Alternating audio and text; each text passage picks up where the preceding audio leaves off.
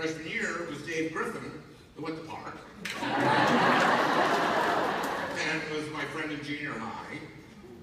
So I could have come here and not be scarred, but that's where we are. I remember the great teachers I had. When I was starting to run, I got a letter from Mrs. Moline, Val Moline, my 4th grade teacher. And the letter said, "Dear Mr. Franken, if you're the Alan Franken, who I taught in 4th grade, it doesn't surprise me you're running for the Senate because you were a very good student." And she sent me a check for $25.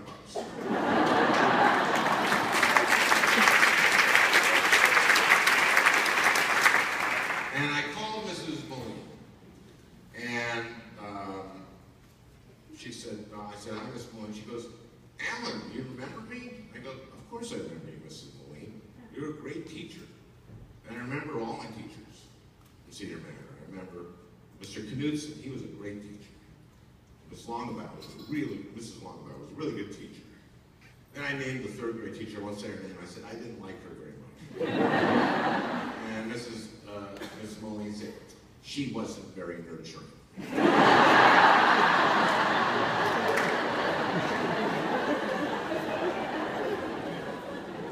So Mrs. Moline was in our first campaigning.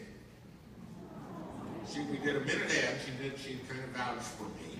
Alan did this, and then Alan did that. And Alan became a comedian. And I said, "Satirist." And she goes, "Okay, Alan." And because of this, our campaign started getting emails for Mrs. Moline from former students. And we'd send them on to her. And she'd send me back something. And there's one I remember that I just like to cite. And I think, it's written down, but I think it was this. It was, "Dear Mrs. Moline, I was a student of yours in 4th grade, and I wasn't a very good student, I'm afraid. There was a lot happening in my house, and your 4th grade and your spelling tests were really hard. But you saw that I liked art. So I remember you'd stay after school and do art with me. I'll never forget staying after school and painting a window with you. And it made me feel loved." She said, "Now I am a 4th grade teacher in Red Wing, and I try to make every student feel the same way you made me feel loved." And I think about the effect that you have, that all of you have, on us, on kids. And I'm on the education committee, and I've been on it since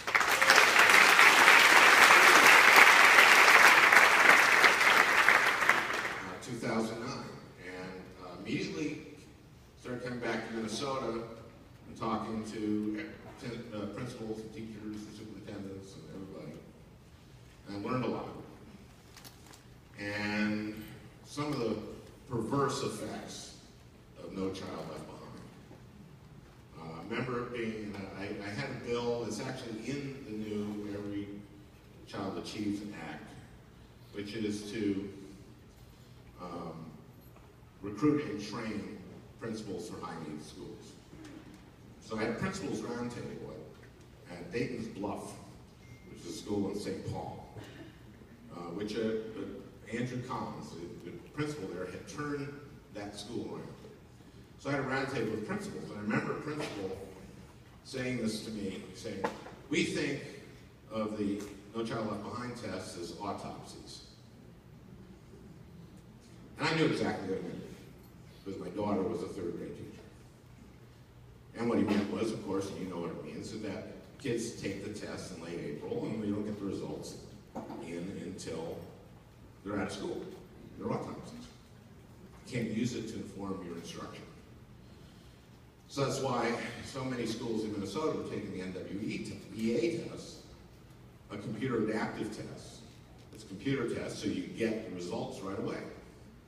And they're adaptive, meaning that the kid's getting everything right, questions get harder. If they're getting everything wrong, they get easier. So you can actually see where the kid really is and grade outside of grade level, or look outside of grade level.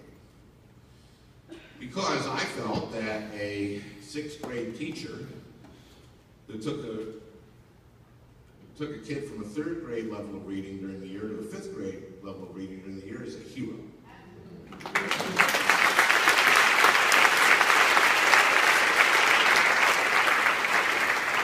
But under No Child Left Behind, that teacher was a goat. Because the kid didn't meet this line of proficiency. And what did this line of proficiency do? Well, it forced teachers to focus on the kids just below and just above the line of proficiency, so these kids could get above and these kids could stay above. And teachers didn't really have to worry about the kid up here. No matter what that kid did, the kid wouldn't fall below proficiency. And focusing on this kid down here who couldn't get to proficiency, that you weren't measured by that either. That's perverse. That forced a race to the middle.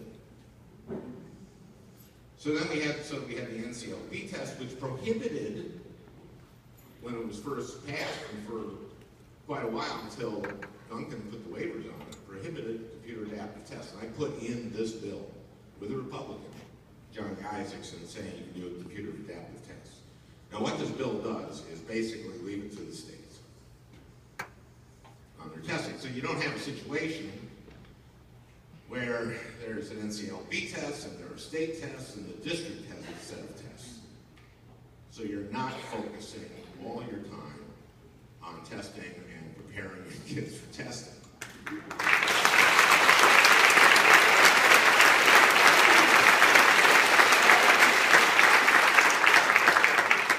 And that's really important.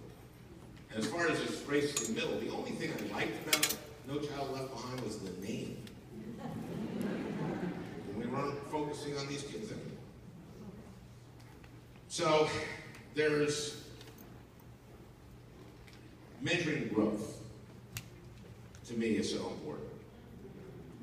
Measuring the growth of each kid, and that way you're focused on every child. Now, the states get to figure out how they want to do it. I wanted to require measuring growth.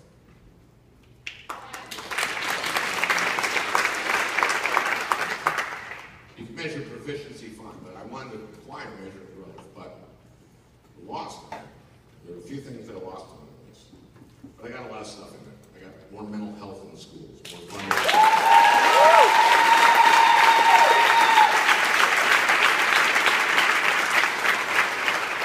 A few years ago, I went to Irondale High School in the Mountain View district. And the superintendent of Mountain View had done a smart thing. He had cobbled together between the counselors, the school psychologists, the social workers, kind of a critical mass.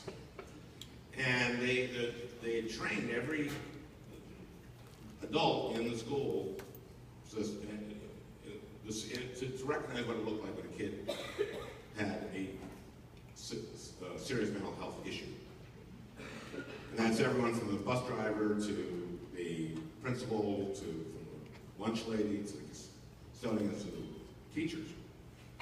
And once an adult in the school recognized that kid may have probably go to the counselor, the psychologist, the social worker, say, please see this kid.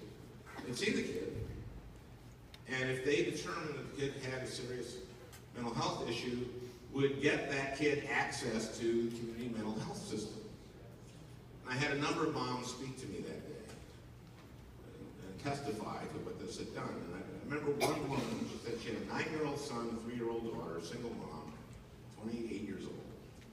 Her son had been out of control, and they had spotted him through this method, and they diagnosed him. He had ADHD and Asperger's.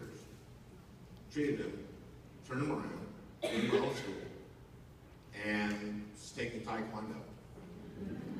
And she said to me, I am now bulletproof. I can do anything. And I realized what this meant to not just the kid, but to the family. And to the teachers, who who didn't have to, that didn't become their job anymore. There are schools that have the therapist in the school from Washburn, in many cases here in the Twin Cities. So we got that into the bill. We got more funding. Before, I got $100 million for this in the last 2 years. Before this bill isn't done yet. We have a House bill that's very different